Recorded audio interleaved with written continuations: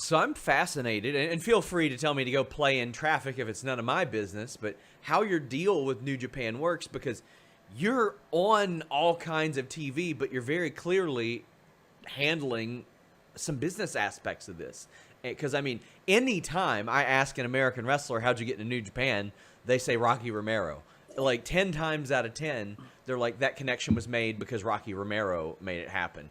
So, like, if you wanted to, hypothetically, could you walk on a WWE TV next week? Like, how does that work? I mean, I couldn't just walk on WWE. Okay. Everything's got to be cleared with the higher ups for sure. Yeah.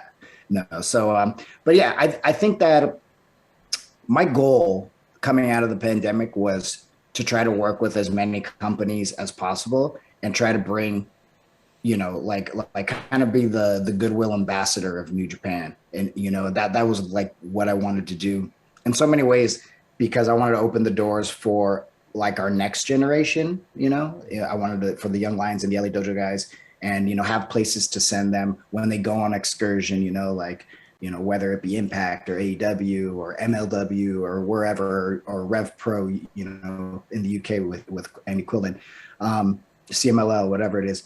So that was like the main goal and focus. And especially when we didn't have the access deal, we wanted to reach fans. So I think, I'm old school. So I think, the old way of going and being in front of the fans is the best way to like reach them and communicate with them, So that was like the goal. And, I feel like it's worked. And I feel like, we've really started to, especially like New Japan Strong, kind of build our own separate fan base besides that, that just hardcore Japanese fan base that follows New Japan. So, that was the goal. And here we are.